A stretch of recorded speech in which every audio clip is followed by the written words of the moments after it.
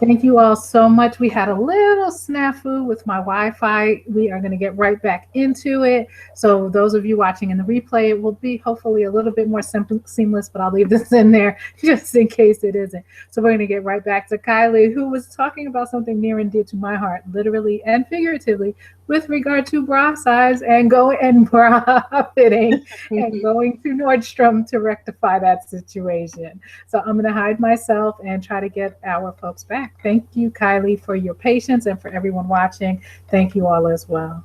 No problem. Thank you, Michelle. So I'll go ahead and share my screen again.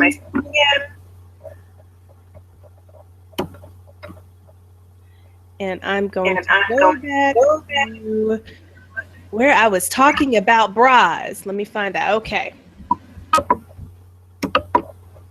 And Michelle, I think I'm still hearing you. So what I was talking about was making sure that we have the right foundation set. And part of that is to make sure that we have the right bra size. And I definitely recommend going to Nordstrom to get sized appropriately, and also wearing shapewear. I have many clients who do not like to wear shapewear. So having shapewear, most of us need it, even if we don't like it, and it really does help to smooth out a lot of the imperfections that we may have. So here are some takeaways for presenting a polished image.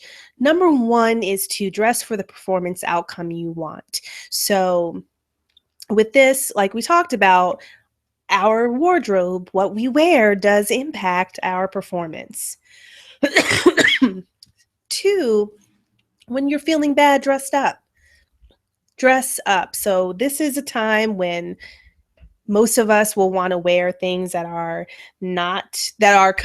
comfortable, and that are not too bright or fun. We want to be comfortable and cozy, but this is the time where you should pay a little bit more attention in your makeup, add a little bit more time in your hair, and also just, wear some bright colors, wear some things that make you feel good. Because not only will that prevent people from saying, "Ooh, girl, you look like you're sick today," but it also will make you feel better because you look better, you feel better, you have on the bright clothes and things that are going to make you feel good. Number three is power dressing has its purpose, and this this is absolutely the case. So we hear about power dressing, and there is a purpose. So think about what you have in your closet that when you put it on, it makes you feel good. It makes you feel powerful. It makes you feel confident. Wear those things. If you don't have enough of those things in your closet, then it's time to go shopping. And then four, dress for the job you want, not the job you have. And I'll even go so far as to say with this audience, excuse me, dress for the business you want, not the business that you have. So, dressing well does not have to cost a lot of money.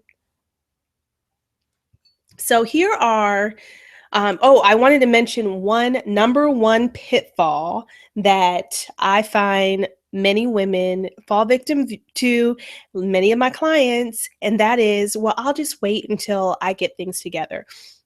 This is 95% of the time for women. It's, let me wait until let me wait until I lose those last 10 pounds. Let me wait until I lose this baby weight.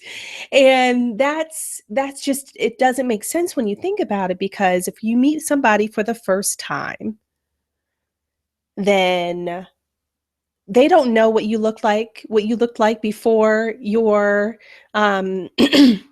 before you had that baby. They don't know what you looked like 20 pounds ago. They just know what you look like today. So make sure that you are looking as well as possible today.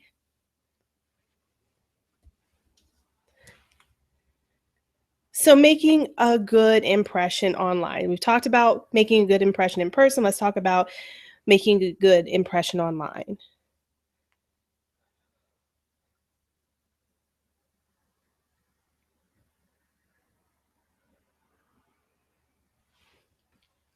So your digital presence does matter.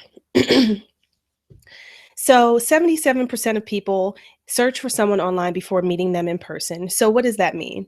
That means that when you meet somebody for the first time, I know when I meet somebody for the first time, if it's a new client, a collaborator, a colleague, I'm going to search for them on Google.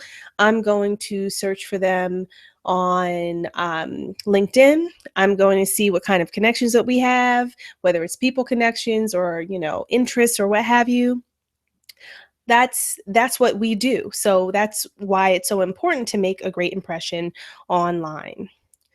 And it goes so far as, excuse me, employers.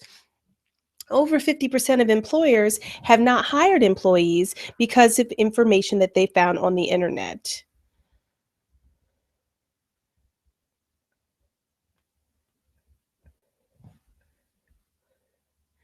So, what does your digital footprint say about you?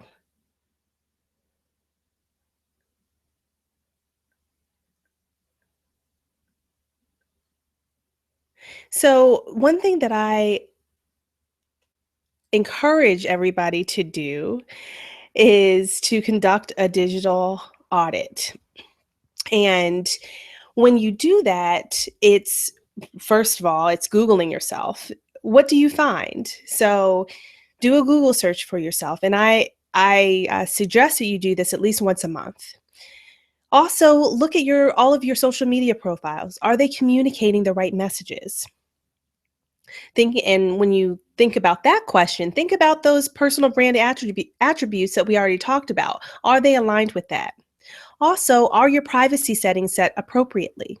So, many people decide to put privacy settings on, their different accounts, maybe even protecting their tweets or their Instagram photos. But let me tell you that's not fail proof.